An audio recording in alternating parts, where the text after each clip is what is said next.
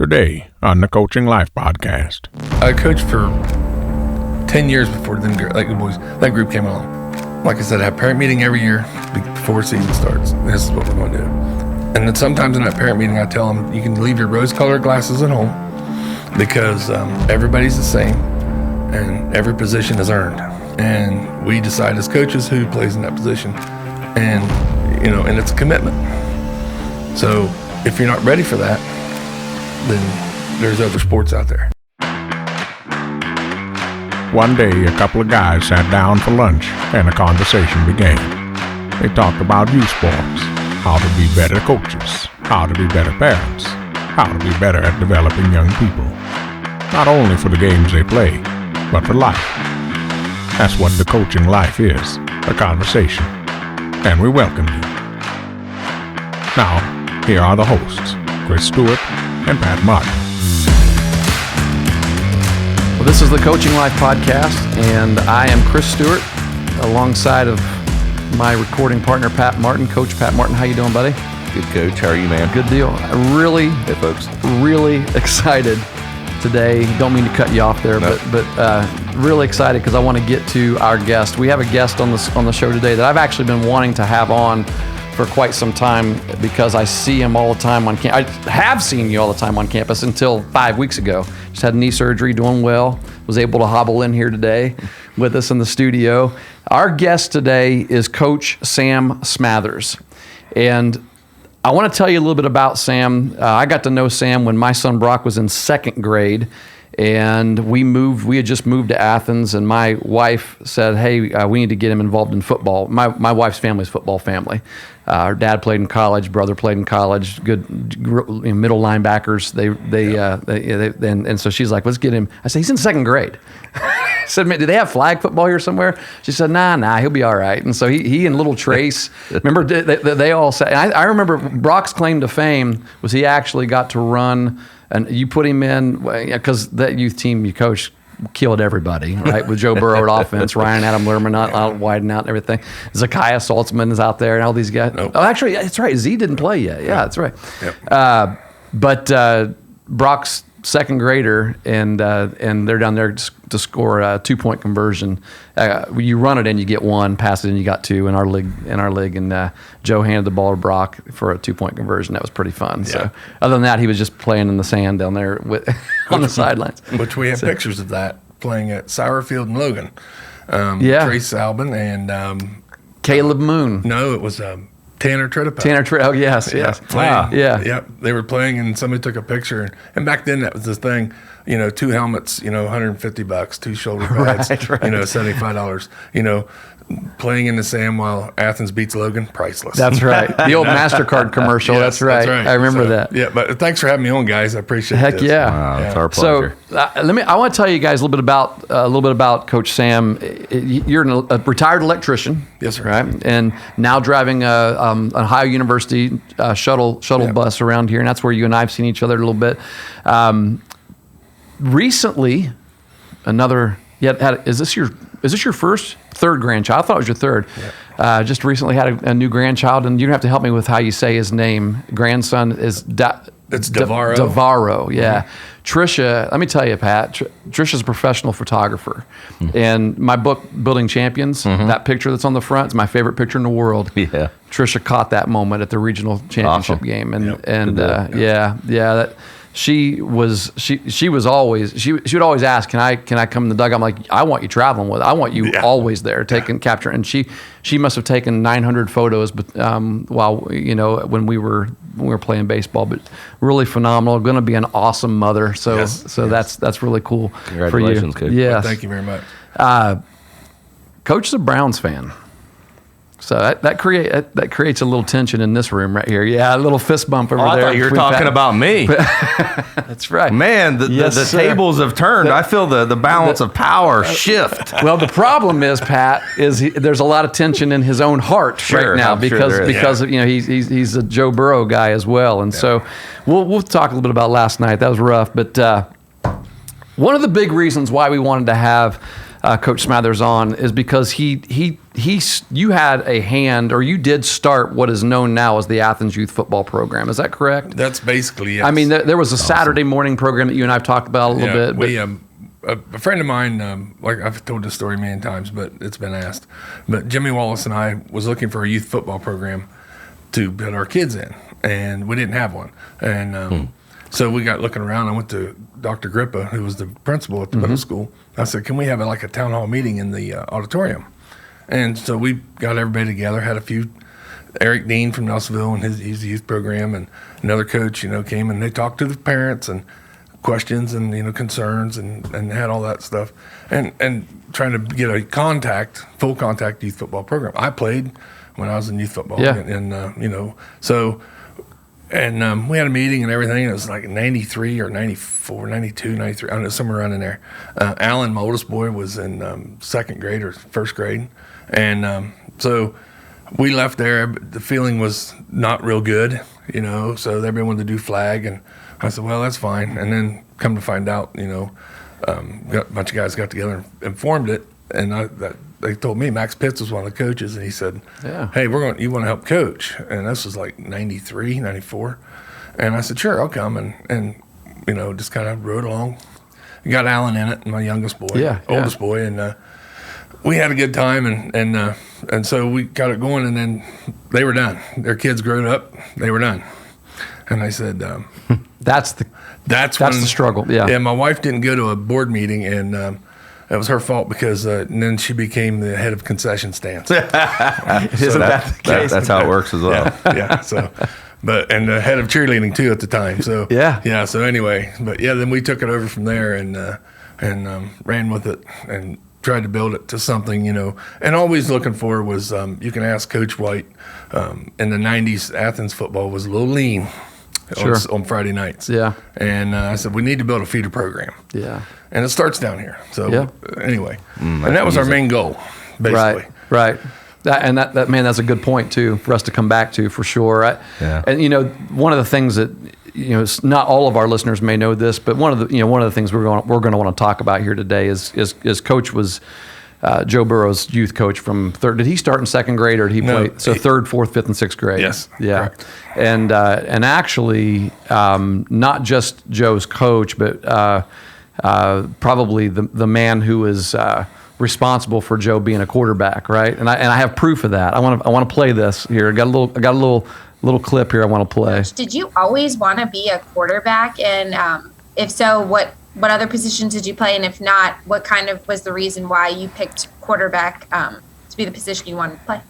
Well, I didn't pick quarterback. I got to my first Pee Wee practice, and the coach at the time, Coach Sam Smathers, I still see him all the time when I go back home, and he basically just asked me if I wanted to be quarterback, and I said, no, not really. But then he was like, well, you're going to be quarterback. Too bad. So the rest is history, I guess. I don't remember it going down that way, but if Joey remembers it, he's got a better memory than I do, I guess. But that was a fun. That week right there was. I didn't know what was going on, and everybody was getting ready for the big Super Bowl, and of course Jimmy's calling me or texting me, hey, I got a guy who wants to interview, blah blah blah. We've did numerous interviews, and then this thing comes out on Wednesday. My phone starts blowing up that day, and then Thursday, and then everybody's wanting to talk to me, and I said, what went on? And Matt Frazee, who's the voice of the Bulldogs on Friday night, he called me. He said, you didn't hear it? I said, hear what? And he played it for me. I'm going, oh, I tell you what, wait till I see Joey. Well, because after that, all you got to do now is Google your name. You Google Sam Smathers' name. There's every news channel jumped on that story, and they want to talk to you after that. Even before that, right? Well, at LSU, that's true, and all that stuff. But and it just. That's fun. And Jimmy and I always discuss. I mean, he tells me, he said, it's all your fault. Coach, that's the most Browns thing ever. That you are responsible for this thorn in our side for the next 20 years of our fandom. Apparently not, Pat. No. Well, Christmas. I teased him last year. I said, you ain't beat my Browns yet. He said, Coach, I didn't even play the last game of the year. Well, he played last night, though. Yeah, I know. Yeah. Well, I don't know who played last night. He kept getting up off the ground last Somebody night. played. That was there's the a issue credit right to him there. for that, Yeah. but, the defense didn't show up and play. But we can. It was a no lose for me last night, but Right. it was Right. It was a loss for me last night. I felt the Yeah, same yeah. way when they played the Dallas Cowboys. I'm a Cowboys fan. Yeah. Right, So right. yeah, So you felt pretty get- good about that win. Yeah. He's a Cowboys Would have fan felt when good they're about it no winning. matter what. Listen. When they're not, and the Bengals are Grew winning, up he's a one. Bengals fan. So anyway, Are we recording? all this Is that stuff about I'm just ignoring you over here. All this stuff about youth football and Joe Burrow and everything is one thing that we definitely want to talk about. However, I do want to say this, even more than who Sam has coached and all the other Division I players that we'll talk about as well that have come through your youth program. We're interested in him because of how he coached, and I want to hear. Because I was there. He coached my son as well. And I know that there was no better person or type of person to have coaching your youth football players than someone who absolutely loved those kids. And it's, even to this day, I mean, the Sam's a big guy. That body cannot contain the heart that he has, though, in his chest. He loves kids. He loves seeing kids be able to accomplish their best, and that's evident in his own kids that he's raised. But you have raised more than just your own 3 children that that came up through your house. Your garage is always open. Dog pound. I shouldn't say the garage. The dog pound over there, which sits in the north end zone of Athens High School. Correct. It's kind of East-west. East-west, yeah. We're in the west It end feels zone. north, but to me, in my mind, but yeah. So anyway, without I'm done talking here. Coach Sam's a phenomenal human being. Welcome to the Coaching Life podcast. No, I appreciate that, and my wife and I have discussed this many times over the years and I still see kids. I still call them kids. I still see my boys out in the world and doing things in life, and what gets me is I'm just as proud or more proud of the boy that came, and maybe I had to go pick him up at practice or whatever, needed a ride. Wasn't the greatest lifestyle, but he fought through it, and now he's running a crew. He's got his equipment operator's license, or another guy's he's in the police force or something, and a couple of them went to the Navy, a couple of them and this, that, and the other, and the armed services. And I see them all the time, and they give me hugs, and they still call me Coach Sam. Yeah. And I still take them in as one of my boys. And Friday nights, football games at my house, we have tailgates. They'll show up, and they know they don't need an appointment. Right. They show up, they walk around back and give me a big hug, and but yeah, it's my wife and I tried to figure out, the kids that I've touched and kids that we've seen and came through. I don't know. I get choked up. I know for sure, because it's I'm so proud of all those boys, and people talk about Joe Burrow, and I'm proud of Joe Burrow, very extremely proud of what he's done and his accomplishments, but I have a lot of boys. Yeah. I think that sentiment is something that I didn't know 20 years ago. Something I didn't understand as a coach. An aspect of coaching that you didn't understand. One of the bigger aspects of coaching, I would say. Yeah, for sure. And coaching is, the way I took it, when I coached my boys, I didn't coach my boys. If Chris was on my coaching staff, I coached his boy, and I coached his boy. So I got to go home and live with him. Yeah, you're right. Exactly. So I didn't want to deal with it on the field. Absolutely. So I got to deal with it at home. So John Jones was one of our coaches, and Donnie Thompson and Tom Withers. So us 4 coached youth football for a few years. And we would coach each other's son. And so when we got home, I could deal with Alan. I could deal with my boy. Yep. And then Stanley, when Stanley came through. Yep. So, but you got to deal with everybody equally, and when I started head coaching and I became the control of it, we ran it. We had parent meeting beginning of the year, explained what we was going to do. This is what we expect from you. This is what we expect from them. You have any questions, comments, concerns? I'm open book. I'm here. Come to me after practice, over at the garage, the dog pound. We stored all the equipment there. Anything you need. Mm-hmm. And, we had good rapport all the years with the parents and with everybody. And but we just, we ran it fair and fun. Yeah. If it ain't fun in youth football, It's a game, right? that's right. Yeah. It's just a game. Mm-hmm. And somebody happened to put a scoreboard up there, so that means somebody's got to win and somebody's got to lose. That's right. That's true. But But if they don't score, what's your there quote? you go. Well, I'm a defensive guy. Yes. That's the other thing. People say you made Joey a quarterback. Well, I'm a defensive guy. I'm like his dad. You know, I've been defense. And one year we went the whole youth football season, nobody scored on us. Yeah. Wow. We lost the championship game that year because our offense fumbled the ball. They picked it up and ran it in. We lose 6-0. No. No lie. And Yeah. so This was. But still, in the final seconds, just about pulled out a miracle with Yeah. Joe throwing the ball as a sixth grader, 40 yards down to Well- Adam. Was it Ryan or Adam? this was years ago. This Wasn't okay. No. Because the 1 year I'm thinking of, the undefeated season, but then they lost to Nelsonville down there in Nelsonville, York, at and Poly Field. Yes, Correct. Yeah, you remember that? Yeah, we lost.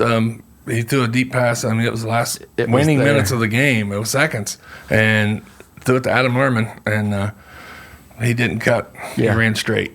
If Yeah. he'd have cut to one side or the other, they wouldn't have caught him.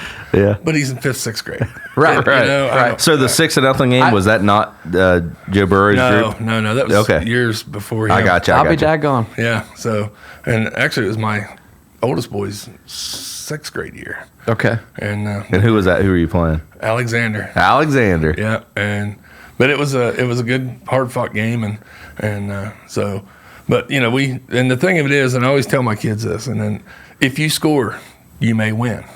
You never let them score, you can never lose. Defense Yes. wins championships. That's what I was just telling my players last night. That same thing. Defense would. They don't want to hear that though. They're like, oh no, you got to score. If you can't score, you can't win. Georgia Bulldogs did it last year with defense. That's what I say. I said, Yeah. that's true. Defense can score though. Defense can score. So Yep. defense wins challenge. I'm with you, Coach. I'm with you on that. We've covered some memories already. Coach? What's your favorite memory of coaching Athens youth football? Do you have a favorite? It's hard, isn't it? Yeah, it's hard. Over the years, you know, the favorites to me are the camps and the turning in equipment, the dropping off equipment, the pizza parties, all the banquets we've ever had. Yep. You know, and this, that, and the other, and the kids always get me a picture. So Yeah. I don't trophies are nice and all that, but I like photographs, memories. Absolutely. And so if you ever come to the dog pound or in my basement, there's pictures of all my teams signed by all the players of that year. That's awesome. You're gonna have to visit the dog pound, Pat. Yeah, I am. When Meg's baseball comes to Athens High School this come year. on up. Yeah, we'll. So where is it in relation to the diamond? You know where the scoreboard is for the high down school football McDonald field? Avenue there, Yeah. McDonald Street. The scoreboard on the football field. Yeah. I live right behind it. Literally, yeah. Literally, right behind it. I've never seen the front of that scoreboard during a game.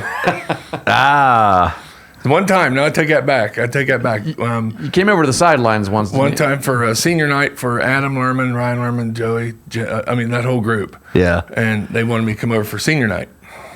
And first time I got to see the front of that scoreboard. So do you watch the game from the dog pound? Yes, I did. Well, I can attest to this too, Pat. I was always over there early because I was doing the charting stats for a couple of coaches, and you could see smoke rolling from that yard from you guys smoking meat and everything else. I mean, grilling over there, and it smelled. I mean, the concession stand had it going too, but you could smell whatever it was. Those guys were all bringing over there. Yeah, we did. That's awesome. Yeah, that's the cool. hog roast or whatever. Yeah, we do.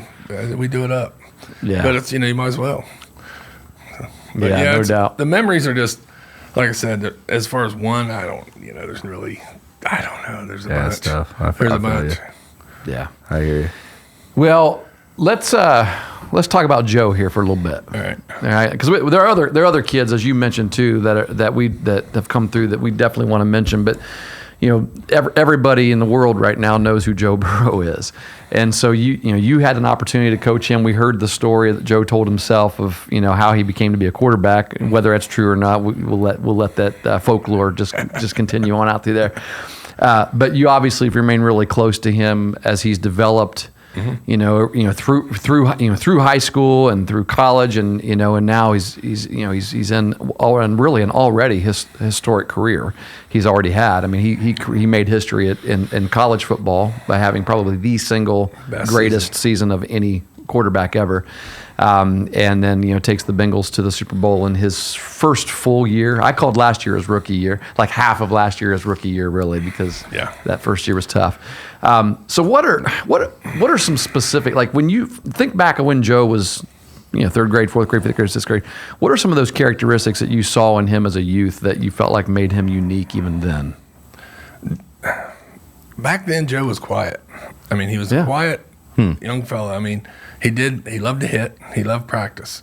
He really did. I mean, he was one of the kids that was, if it was hitting day and, he was first in line.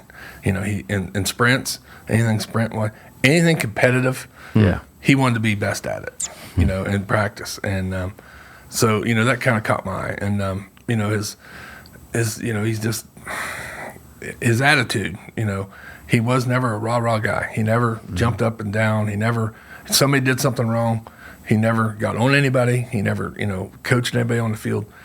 He led by example then. And we noticed it a lot, in fourth grade. And we were running the wing tee offense.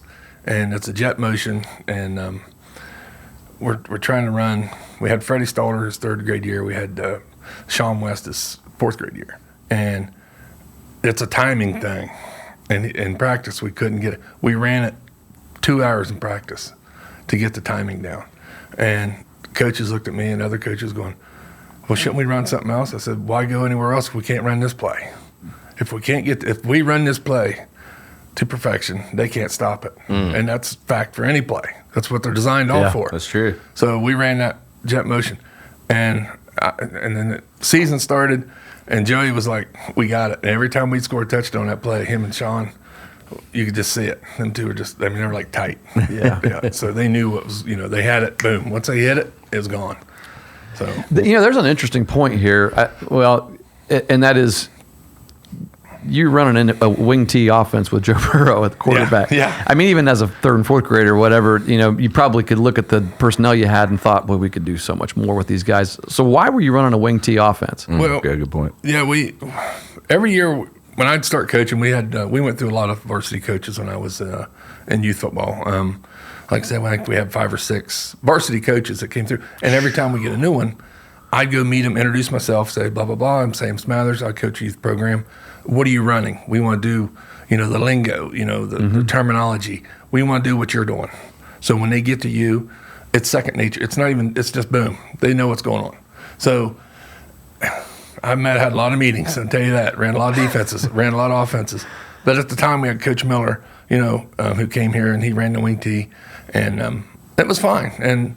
But we had also that year we had Ryan and Adam Lerman coming in. And every game we played, we had to have their birth certificates because they were so tall. Yeah. And people wanted the twin towers. Huh? Yeah. So, excuse me. And then, we had that. And Joey, right out of the gate could throw the ball 30 yards, on a rope. And so. As a third grader. Oh, yeah. I was going to ask why you made him the quarterback, but I guess you just answered that question. Well, the reason I made him the quarterback is no lie. This is why. We're running a wing tee offense, and if we was going to be a pro set or a pass team, Ryan Lerman would have been my quarterback, and this story could be different right now. That's true. Interesting. Yeah, very much so. And I tell people this. If we were running a pass, Ryan Lerman throws the ball better than Joey did in youth football. Yeah. He was a stud pitcher, too. Yeah. I mean, Joey was really good, but Ryan was always one the kids were scared of. As a kid, as a youth. Yeah. And so when you got a tall kid at quarterback that can look over the line, that's who you want if you're going to throw the football.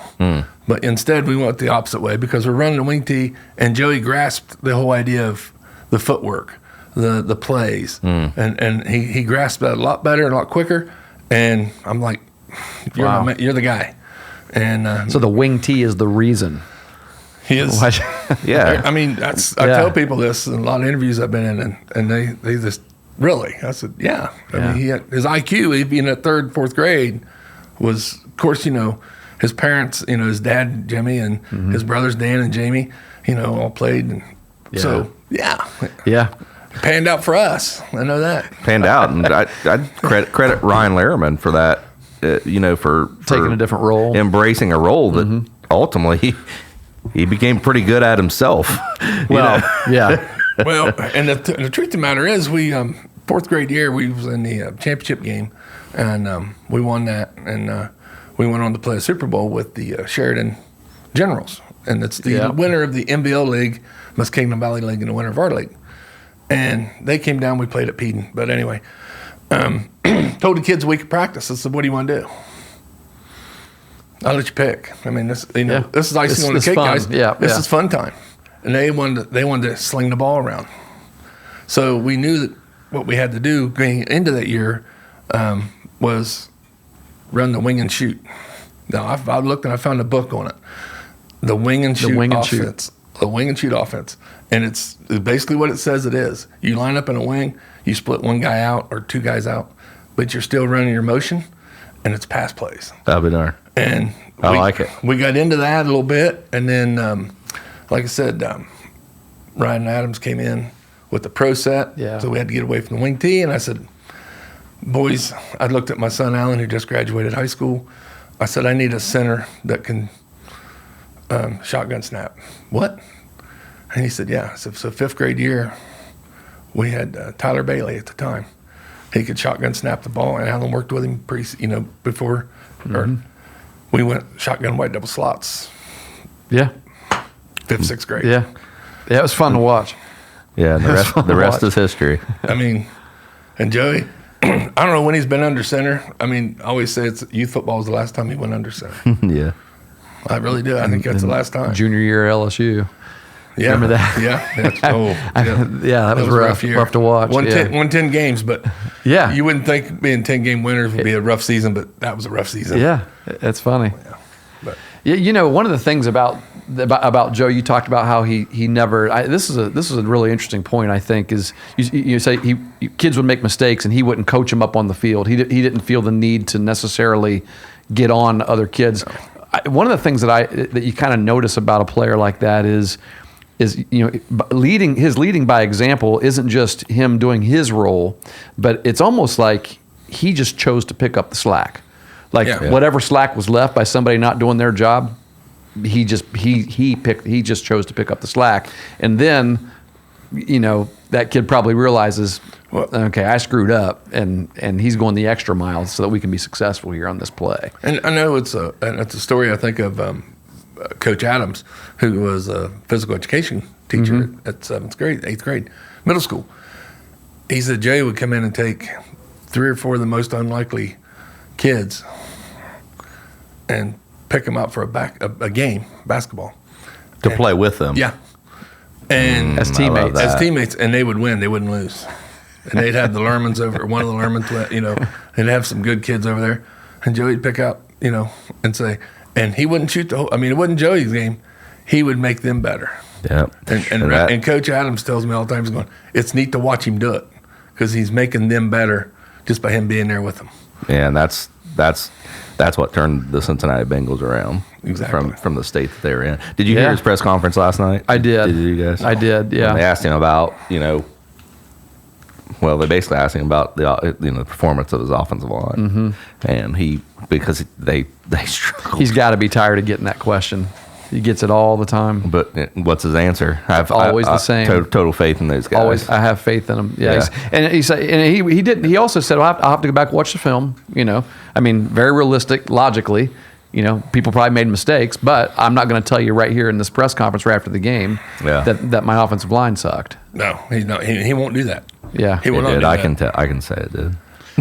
I can say it did. I can watch it. I watched it. And it wasn't his sack. He was running for his life the whole those game. weren't his sack. It was really fun. People are like, why does he keep throwing check downs? Yeah, the people are like, why does he keep throwing check downs with his running backs? Even my wife watches. She's like, why do he keep throwing to that? Like, he didn't have any time to throw. He didn't have any time, and we were playing off exactly everything. Yeah, too deep and Yeah, and then, like I said, the tip ball for a pick, and then the strip fumble when he's trying to step up into the pocket, being pushed out, and the guy tips. Yeah. Really, come on. Yep. It is what it is. The throw to T did make the top 10 plays this morning, though. Did it really? That was T. Higgins' catch is what it was. T. Higgins pushed off. That was a heck of a catch. Pushed off. Yeah, it was a great push off too. I loved it. How about the pass interference on the one that should have been a touchdown the first possession? How about I didn't see that one. How about the no DPIs on those on T? How about those not being called? But anyway, Well, Coach, we've mentioned a few names here. We talked about Ryan Lerman. His brother Adam played with Joe in youth football. You mentioned Saltzman, also Trey Williams. Saltzman did not play. He played in junior or middle school. Oh, Yeah, okay. Thanks for correcting that. Zakiah back then was a huge baseball guy. Yeah. Really? He was all baseball and basketball, and then he never played any baseball in high school. And I think he stopped playing basketball, or maybe No, he- boy, he could shoot. he missed a year though, right? Well, that was And an then injury. Oh, okay, His back, okay, he had I got you. back issues. Yeah, I got you. Yeah. Well, the Coaching Life podcast here, we talk a lot about parents and the interaction between coaches and parents, and we try to give a lot of examples for parents out there so that they can learn a little bit, maybe not make some of the mistakes that Coach and I did as parents growing up, or watching our kids grow up. I'm interested in knowing what it was like to coach that group of kids. These young kids. That ultimately, 4 or 5 of them end up being D1 athletes, and Joe Burrow is a Super Bowl quarterback. What were their parents like? What was it like dealing with their parents as a youth coach with that group? That group was great. They, like I said, I coached for 10 years before that group came along. So, like I said, I have parent meeting every year before season starts. This is what we're going to do, and then sometimes in that parent meeting, I tell them, you can leave your rose-colored glasses at home because everybody's the same and every position is earned. Yeah. And we decide as coaches who plays in that position. And, and it's a commitment. So if you're not ready for that, then, all right, there's other sports out there. Sure. But I give that at the beginning of the year. Yeah. And with that group coming along, it was like, my goodness, my wife, anything needed done in concessions, she didn't have to put out the sign-out sheet. She didn't have to they were coming to her. I mean, you had Liz Lerman, you had Robin Burrow, you had Sam Vanderman's mom. Mary Kay. Mm-hmm. She was there all the time. And Tom, anytime I need anything, sideline, any chain gang stuff, the dads were willing to do anything. Yeah. Now I want to be on chain gang. No, you were there last week. Front row. Yeah, so they wanted to be on the field and do that stuff. So that group of people, it was awesome. It was great. And like I said, never had any issues. I mean, I've had parents in years past that, I hate to say it, but you can volunteer your time other places other than coaching football. We need people at concessions. We need people picking up, after the game. Mm-hmm. So, politely, that's how you got it, But, it is what it is. But that group of parents right there was awesome. Like I said, it was, my wife loved it. And of course, we played at Peden Stadium. Right. All of our home games were at Peden Stadium back then. And like I said, that memory right there, sitting in Coach Knorr's office when he was the OU football coach. And we had a series of years where it rained every Friday night. And every field around here was a quagmire. Yeah. And that's why the turf fields start coming around. Yeah. And so we got booted off our field. And then Chancey Field over there, Hubie Bobo Field, Hubie Bobo Way, we couldn't play over there because 7th grade and 8th grade soccer was playing there. It was just getting tore up. So our athletic director wanted us to find another place. Well, we went to the athletic director and Coach Knorr and said, listen, and we had Tim DeRuiter's boy who played for us in youth football and who later was the head coach at Fresno State. And anyway, I was sitting in his office saying, hey, can we play here? You just put turf down. And he said, yeah, sure. Communiversity was the thing back then, Communiversity. Yeah. And so we got with them and did that and had a great time. We got the first win. Athens youth football got the first win on that turf before OU. Yeah, that's right. And that's truth. That's right. Good stuff. Yeah. So, Yeah. that's a memory for you right there. There That you is go. a good memory. Yeah. Yeah. So- I like the fact that that you help develop, create this league, and then no matter what the obstacle was, you didn't make an excuse. Doesn't sound like you just went out and said, well, what do we got to do to get things done? Yeah. It's that Jocko Willink response of whatever happens, whatever comes to you, Good. Yeah. How we're going to make? Yeah. Yeah, we're you know going. Jocko. Yeah. Yep. Good. Yeah, and you actually took a situation that was bad, and you actually you were better because of the bad situation. You played on that, got a better field, a nicer field. Then they go backwards when they play on the junior high field. Yeah. So the fulfillment. I we've like had that having conversation I before. like having the junior hires play out there at Hubie Bobo Field. I love it. I know that field. Yeah. We played out there. Jake played out there. Yeah. I enjoyed playing there. Oh yeah. And it makes your ankles stronger. Yeah, You step in those holes. You know it. It was. I know. I enjoyed playing there. I really did. And they fixed it up and put a little press box and put new lights and everything. So it was cool. I mean, my boys played. Alan played junior high ball there, and Stanley played his junior high ball there. But anyway. Yeah. You talk about playing at Peden Stadium. OU has been good to Athens in that way, because in 2010 when the storm came through and destroyed what was then Rudder Field, it's still Rudder Field, but I don't remember what the stadium was called back then, but who knows? And OU allowed the high school to come down and play. And I remember, because Corey Miller was coaching then, and I remember there being some press about how this would be the first time Athens High School has played in the city limits of Athens since 1968, was it? Something like that? Yeah. Because They played the Plains. Athens is the Plains. Yeah. Yeah. Factory Street. Where was that field at? It was down on wasn't it? Yeah. I had to I've seen video. bring old Coach Gibson in here and ask him. Yes, I've seen video. Yeah. Anyway. Yeah, but that was kind of cool. But you actually have made that distinction with people when they've talked about Joe being from Athens. You're like, No, it's the Plains. That's right. He's from the Plains, different. Ohio. And yeah, it's one of those weird thing. I thought it was always Athens local high school. Athens City High School, but the city has right. 3 schools outside of the city limits. Okay. All right. Well, that's fine. I know that's fine. So Athens is Athens City High School? Athens City School District. Yeah. Athens City School District. And that's fine. I mean, I always thought they just incorporate the Plains at one point. Right. Back when I moved here in the 80s, but they never did. No. Interesting. Yeah. Yeah, Definitely. Whew, all right. Where you at? Well, Let me do something. Can I go on my please tangent? do. Scott Burson came to me, who was a 1980 alumni of Athens High School, and he's a professor at college, and he's going to kill me. But anyway, he's a great guy. He graduated in the 80s. He was a heck of a basketball player here. His dad and mother both taught at the Athens City School District.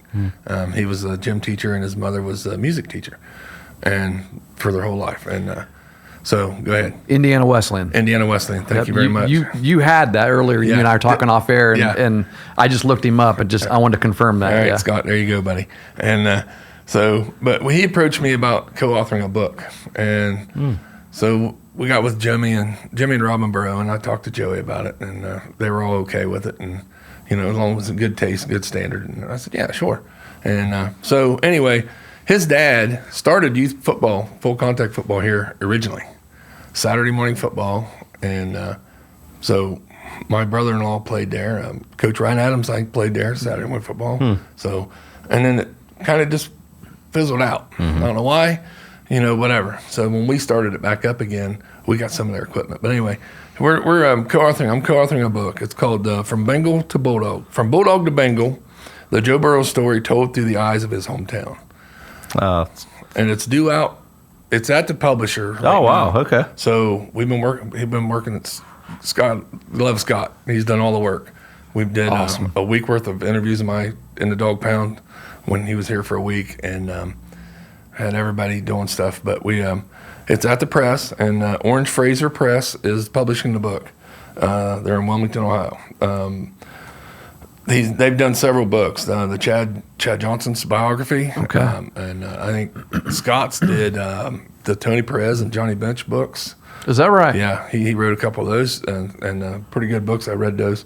And it'll be out on Amazon. I'm interested in those. Yeah, the book will be on Amazon, but also have a big release party somewhere in Athens County. Well, you know it. Yeah, so we're In the dog pound, hopefully. Yeah, in the dog pound, yes. There you go. So we're like I said, we're looking forward to that. Tricia is the chief photographer of the book, which so you Can't can go tell, wrong there. Yeah, you know what the picture's going to be like. Yes. And but yeah, that's Wow. a plug for And like I said, we're going to try and donate some of the money back to the Joe Burrow Foundation, which was just released there a few weeks back. Yep. So That's awesome news. In fact, when that book comes out and we have a copy in our hands, we'll either get you back in here or call you, and we'll do another push for it. More than welcome. From Bulldog to Bengal, the Joe Burrow story. Story told through the eyes of his hometown. Yes, that's a really cool idea. Yeah, and I like that. We were going to do it through the eyes of his first coach, and I didn't like that. I mean, I wasn't big on that. I said, I can't tell you enough about anything. But I said, let's get with these other people. And he said, well, I think we can get a lot of people. I said, let's do it. Yeah. That's awesome. Yeah. Yeah, that'll be Looking forward to that. Yeah, that'll be a really good read. Coach Fred Gibson's interviewed in it. Yeah, he's in it. Like I said, all of his youth football coaches are in it, or youth baseball, basketball, all those coaches are in it. Awesome. So, but there should be a lot of Meigs County people reading that book. I know there's a lot of Joe Burrow fans in Meigs County. There are. Well, Robin's principal at Eastern elementary, middle school. Yeah, get to see her quite often. Scott, I didn't realize this, Coach. Scott Burson is professor of theology and ministry at Indiana Wesleyan. Is that what it is? But and he leads philosophy and theology and sports ministries there at. That's him there, isn't it? Yeah, handsome fella. Yes, he is. So that's cool. That's really awesome. We'll definitely we'll circle back to that book when it's released, so that we can make sure that people on the other side, listening in on our podcast, get a copy of that. We'll put it the link in the show notes. It won't need much advertisement. I'm sure it'll be well known. There's a name on that cover that's going to advertise. For sure. Yeah, that's pretty sweet. Well, what are some of the... ever since Joe was in college, we all know, we know the real story of OSU and everything, and how he got hurt. He hurt his thumb, and then Haskins got the opportunity, and then Joe made a life choice, and ended up working out for him. So now then he goes from Columbus to Louisiana after he graduates as a Buckeye alum. By the way, he's in Louisiana. So now, while he's playing there at LSU, you got a chance to meet some new people, probably, I'm guessing, experience some things there. And then now he's got a professional career, and he's in Cincinnati. Are there is there any story that sticks out, or people that stick out from just that whole sort of parade of you being part of Joe's life, even as he progressed through his career? People you've met, places you've been, beers you've drank. Well, we've nothing but Budweiser there. Your own. I'm going to get his name wrong. He was with NFL Films, and he's won many Emmys in his works that he's done. And Yaron Dabowski. Anyway, they called me up, NFL Films, and they came to the garage, the dog pound. Wow. And they did a video and all that stuff. And so, we were getting to know him, and I still talk to him today. Is that right? Yeah, still communicate with him. And but he sent me, he's seen since COVID, we got into bourbon, so I'm a bourbon. Oh, okay. Not, aficionado. I'm just, I enjoy fine bourbon. And Matt Frazee and I and my boys, Stanley and Alan, we enjoy a fine bourbon. Sure. And, we're not, it's still sitting on the shelf, maybe a drink here and there. Well, but we enjoy that. And and Joey got us into cigars, of course, how that goes. But anyway. That took off. That took off. But so he's, Yaron is, he's admiring the bourbon. I said, you want me to move that for the shot? He said, no. He said, I like it. So we left it in the shot. So I get a lot of people calling me going, hey, do you need any more of this? No way. Is that right? He texted me. He said, I cannot ship bourbon through the mail. I said, no, you can't. It's over 40%, blah, blah. Yeah. He sent, for the Tennessee playoff game last year, a case of beer. Okay. Of, mixed, it's some of that stuff. Different kinds of craft beers and things like that. Right, craft beer stuff. And sent it in the mail. And so here come... And I was like, you got to be kidding me. So I took it out in the garage, and, we're all in the garage. You didn't pop one of those open, did you? No, I didn't drink any. I'm serious, I didn't. I believe it. I was like, okay. And I texted him and said, got the beer. And sending picture of everybody Yeah. drinking one and all that stuff. It was pretty cool. But, that was pretty neat. Then this year, I got to go to the Steelers game before surgery. And Robin, and I talked to Joey before the season, and he said, Coach, just come on up in my suite.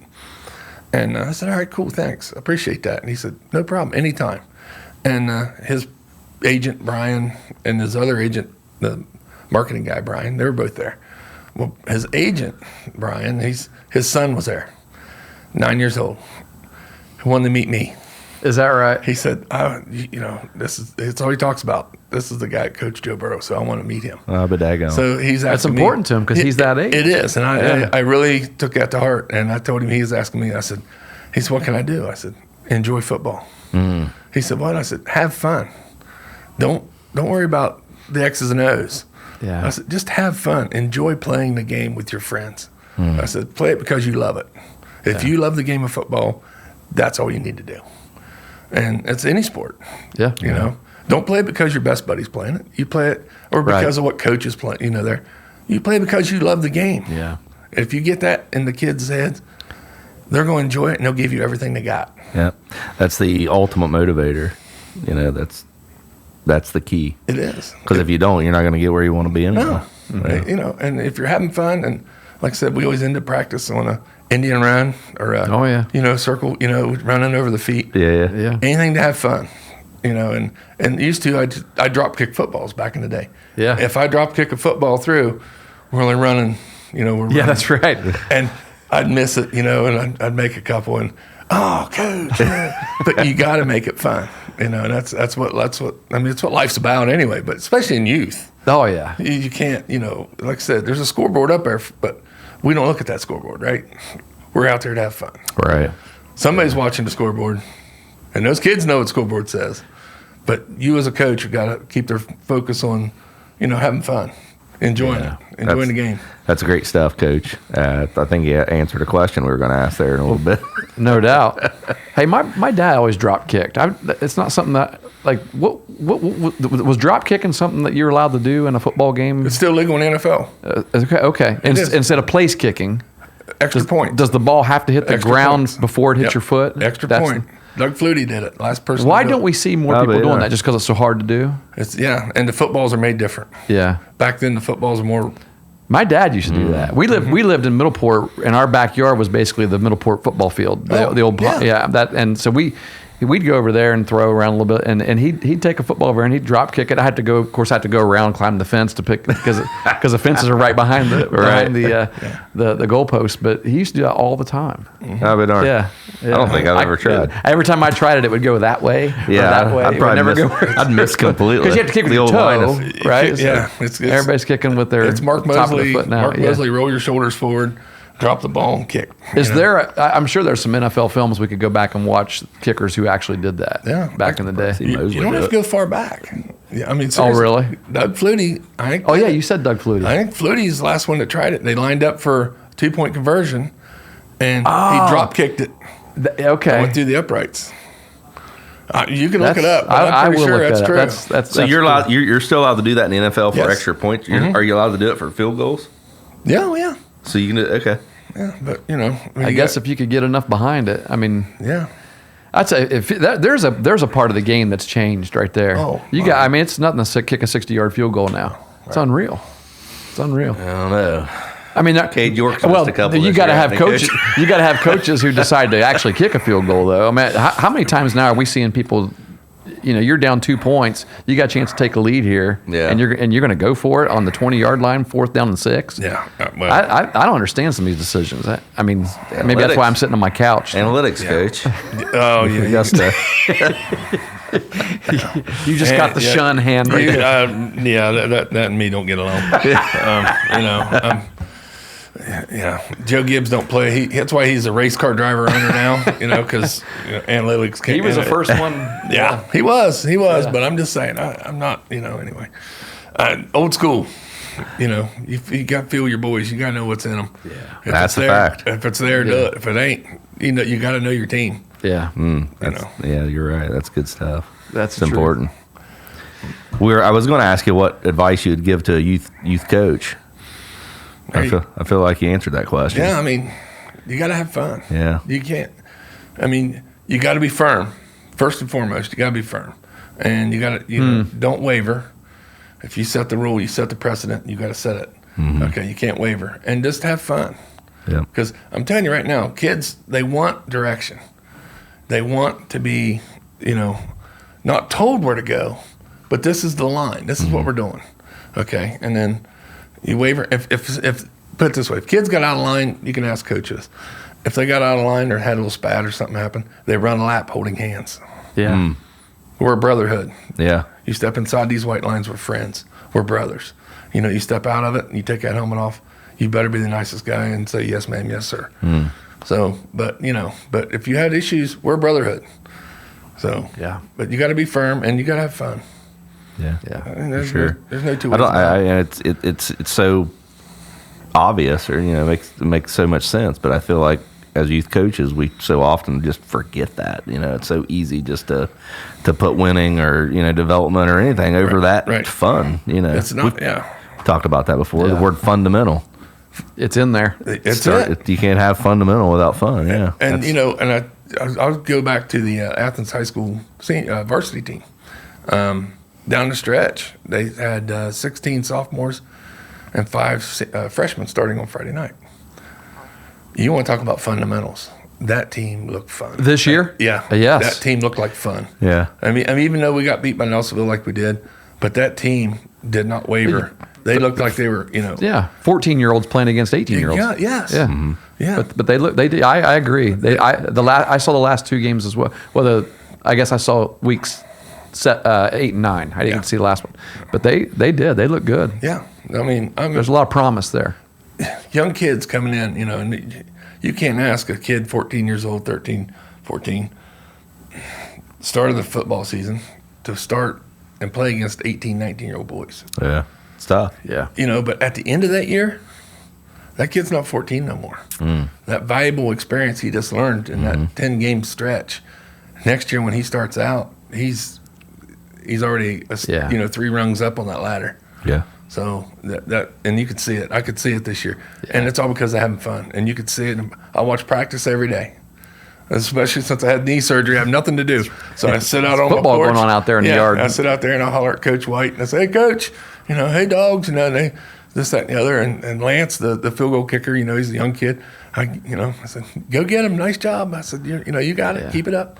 And so they can hear me, and so watching them and just seeing them come together and gel Yeah.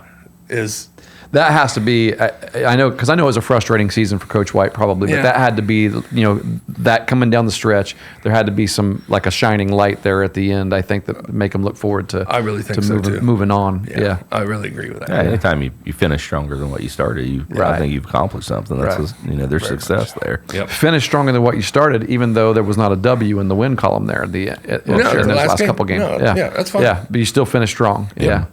You did. I mean, you beat 2 teams and you got beat by a real good Nelsonville team. Oh, heck yeah. Yeah, That's Nelsonville going to go really far in They're the going to still playoffs. be, yeah. They're going to still- go deep. Yeah. I mean, I think Yeah, they're the real deal. Well, I'll tell you what, Coach, we've had you in here for almost an hour here, but we got a really important question to ask. And I actually have something important to say that I almost failed to mention. And that is, I don't remember what year it was, but the practice field that we've talked a lot about here, that the Athens youth football team has always used as their practice field, was actually named after Sam.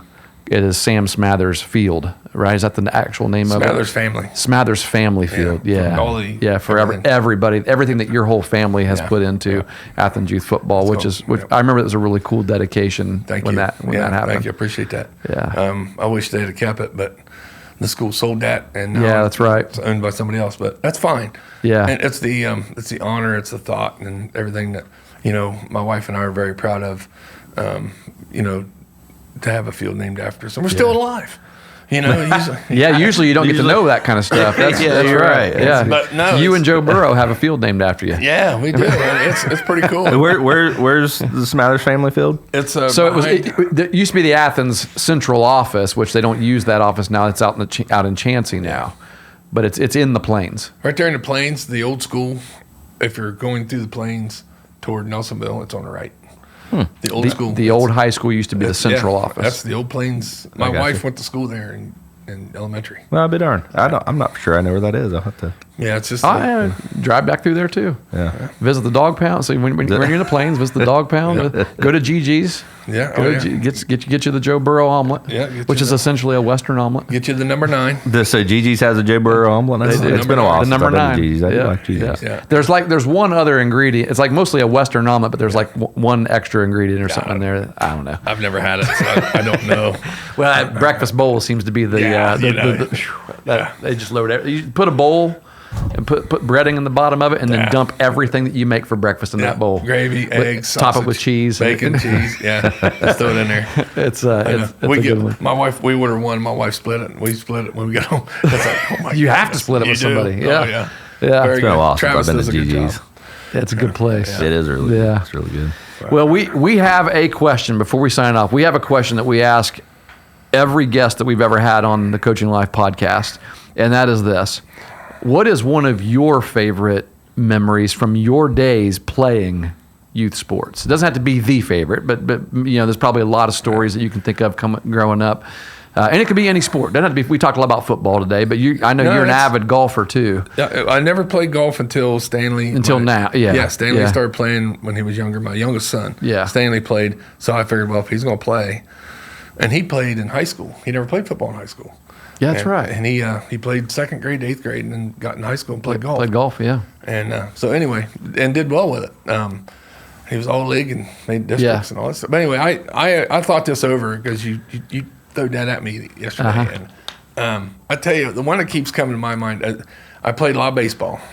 And Amen. And I love America's baseball. game. And I played at the Bartlett Indians, and over in Bartlett, I played a little bit over. And but football, when I started playing football, we had a coach, Pat Bullock was my youth football coach. And he worked for Nelsonville TV Cable. And we did a lot of traveling when I was young. I mean, we moved around. But so we're over here at Bookdale playing youth football. And he shows up in his Nelsonville TV Cable van, got a cigarette in his mouth, all right? And they're sitting there. And the whole time, practicing, he's in your face. He's a grab the face mask type coach, and he's in your face. He's got a cigarette in his mouth and telling you what you're doing wrong and how to do it right. But in the meantime, after it's all over, he's loving you up and he's telling you, hey, this is why we do this. I'm getting loud because of this. I'm doing this because of this. And I remember playing in a game, and I begged to play linebacker. I was a big little kid, I played center and nose guard. And he said, all right, you're going to let you play linebacker. We're playing over at Poly Field in Nelsonville in a tournament, playing Athens, I believe. And I intercept the football. And no lie, I've never done this before. I never had to. You never had the ball in your hand. No. I intercept the football. They threw a little tight end, and I just got right in front of it, picked it off. I look right over at the sideline, look at Coach Bullock, go, what do I do? About that time, I got drilled.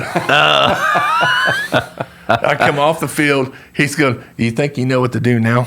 I said, oh, yeah, I'll figure it out. Never touched a football again in my life. Never had the opportunity to get another, No, what do I do now? I'm never touching it again. No, and I never had the opportunity to touch it again. It was like, that was my one and only shot of being the star. And, but yeah, that was a good time. But the reason and I always tell Coach Bullock is, I look back and I pulled from his things when I started coaching. And I watched, remembered what he did and my grandfather and things that he taught me in baseball and stuff. Yeah. So those are the two men that really built me as a coach. And as far as that goes. Is he related to Heath? That's his dad. Okay, so Heath Bullock was your assistant coach. Correct, yeah. Yeah, co-coach, assistant coach, Yeah, offensive coordinator. He was my offensive coordinator. Yeah. Good deal. Yeah. So that's really cool. And I've sent his number to Joey a couple times, and Joey and him would hook up and talk. Yeah. So, but yeah, I mean, I assume they do because I sent him his number, and but yeah, and Joey's like, he's like, you don't talk to Joey this time of year. Ask his mom and dad. Right. He will not respond to you. I'll respond, hey, great game, and every now and then I'll go, thanks, coach. I'll get a little text. Normally, this time of year, you don't, and that's fine. Yeah. In the off season, I'll text him every now and then, get some response. We'll talk, and Yeah. stuff like that. But yeah, and when he's in town, he'll text and say, "Coach, you home?" I said, "Yeah, in the dog pound." And he said, "All right, I'll be over." So, but he'll stop Awesome. over. Yeah, it is nice. Yeah. He's yeah. down to earth guy. He is. Oh yeah, we talked about that many times about how and people even say that when they meet him now. People who didn't know him growing up here, Right. who meet him now, they say, "Wow, this is just a Humble, normal dude." Normal. Yeah. If he's sitting in this room, you would not. Yeah. I think that's part of the draw. Part of his leadership Right. quality is having that. Yeah. It's kind of every person mentality. Right. Well, at least when you intercepted that pass as a youth player, you didn't drop kick the ball after that. No, I did not. That came later, so that's good. Awesome. That's fun. Yeah, Well, it was good. Yeah. Thank you guys. I appreciate Man, it. this has we been appreciate this you has been a coming in great here. conversation. That's really all our podcast is a conversation. And I want to say it again though. Look for the book. Yeah, absolutely. Yeah, it's going Thank to you. be going to be Yeah. out soon. As soon as I see it, I'm going to have you sign it, and then we'll get we'll get to talking about it on here from Bulldog to Bengal, stories told of Joe Burrow through the people in his community, and one of those people. Bulldog to Bengal. That's awesome. I really The look forward to guys that. of his hometown. Yeah. We've kind of talked about a similar format of that, just a different topic. That's pretty cool. I like it. Yeah. Yeah. Very neat. Yeah, it'll be good. Well, Pat, Coach, appreciate Coach. it. Nice meeting you. coaches, It was great. Nice meeting you Thanks, guys. everyone. Thank you very much. go Cowboys. Who Day? Can we get a bark out of there? I made Pat say "Who Day" one time. No, Jimmy did. Coach Burrow. That's did. right. It was when Coach Burrow was in said, here. "Okay, Can we get a "Who Day"? And Who Day? yeah, I did it.